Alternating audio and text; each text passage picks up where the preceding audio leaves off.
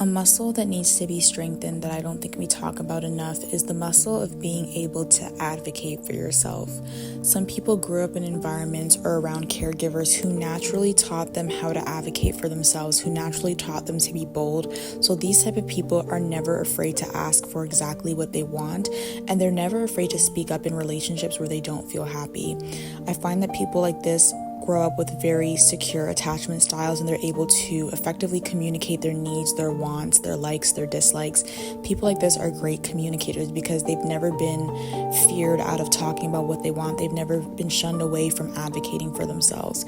But for those of us who grew up in households where advocating for yourself was disrespectful, or advocating for yourself was talking too much, or advocating for yourself was disrespecting your elders, or trying to be grown, or trying to be wiser than you actually are, moving into adulthood or moving into those years where we're starting to be full functioning people in society, it gets harder and harder to learn how to advocate for yourself, especially because whenever we did advocate for ourselves, we got in trouble or we got reprimanded. And so a lot of us grow up with anxiety, believing that every time we advocate for ourselves, we're displeasing people or we're making people mad. And a lot of us grew up thinking that that was the end of the world. Like if somebody disagrees with us or if somebody doesn't have the same stance as us, we're the problem. We were never taught that you can agree to disagree. We were never taught that just because somebody disagrees with a comment you make or a decision you make for yourself or a question you have doesn't mean that inherently what you're saying is wrong, and doesn't mean that you're not a good person or you're doing something to make them mad, right? And so I was just thinking about this because God has been talking to me a lot about advocating for myself. I've always been known as the shy girl, the quiet child. And at first I thought that was like a trophy. I thought that was a good thing, right? And then I started to realize that closed mouths literally don't get fed. Like every single time I needed something or I wanted something, because I was just so in this mysterious quiet girl phase, I could never speak up for myself. And I watched other people who were willing to be vulnerable and other people who were willing to use their mouth get exactly what they want out of life. And it reminds me of the Bible verse, death and life are in the power of the tongue. In the power of the tongue, and those who love it will eat its fruit. Death and life are in the power of the tongue, and those who love it will eat its fruit.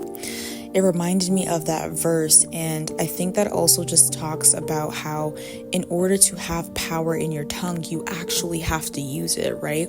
Death can be in the power of not even using your tongue at all, and life can be in the power of actually speaking up and using it. And so God has been talking to me a lot about boldness and how we should be more concerned with validation from God than validation from man. A lot of us haven't went through with our purpose. A lot of us haven't done the things that God has called us to do, or done the things that we know in our hearts that we're called to do, because we're afraid of what people will think. And we hear this all the time, but I'm telling you, this is honestly the biggest hindrance to your growth, to your purpose, to your journey. People have wasted decades because they're afraid of what their friend, sister's brother from high school is going to say about them, or who's going to talk about them on Facebook or whatever. And that has held so many people back. And could you believe that you can do 5 years worth of work and then in 1 year get all the fruits of your labor? But we're so afraid to build in front of people. We're so afraid to be seen trying, because trying is embarrassing. You never know if you're going to fail. You never know if you're going to succeed. There are so many uncertainties that come with trying, and the truth is trying is often really embarrassing because people are seeing you try. People are seeing you strive. And I don't know who came up with, thinking that trying is embarrassing, but a lot of us hide that. That's why nobody on social media posts them building the business, right? They just post how many orders they got. Nobody builds them. Nobody posts them building up the follower count or post them crying. Like nobody posts the building stage, because that's not attractive. That's not aesthetically pleasing. And so God hasn't asked me to do anything yet that's very forthcoming and that causes me to be seen. But I know that I'm going to be stepping into a season where I have to use my mouth and I have to advocate for myself if I want resources, if I want opportunities. And I can't be afraid to be vulnerable, and I can't be afraid to be seen trying. And today I went to renew my CPR certification. If you don't know, it's like a standard CPR certification, and it's a 8-hour course. And so I went in person to do it, and my instructor said something. We were on the part of the course about choking, And so my instructor was talking about partial choking and then fully, completely choking and what to do in different scenarios. And she gave a fact. She said in 2025, 4 to 5 times more people died because they were too embarrassed to tell people that they were choking.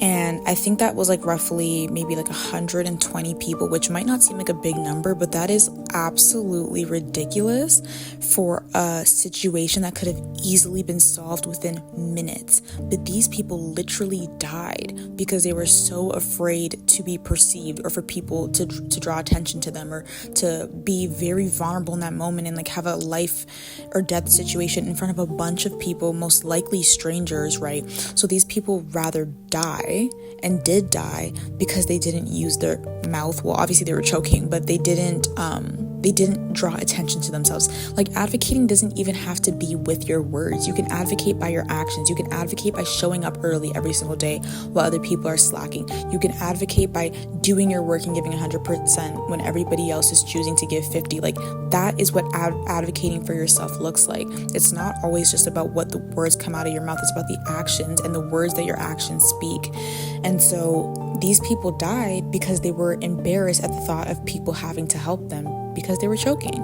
And I know, like, in the grand scheme of things, that sounds crazy, but I felt so much conviction learning that fact, because I know for a fact that I would have been one of those people that I would have to be at the brink of death before I start being like, you know what, I think I'm actually gonna die and I need people to like give me attention, right? And at that point you have a 50-50 chance. You have a 50 chance of living and a 50 chance of dying because you've waited to the absolute last minute and the object of the food is already lodged in your throat and blocking your airways for so long that, you know, who knows, even by the time you might call somebody or finally advocate for yourself, it's too late.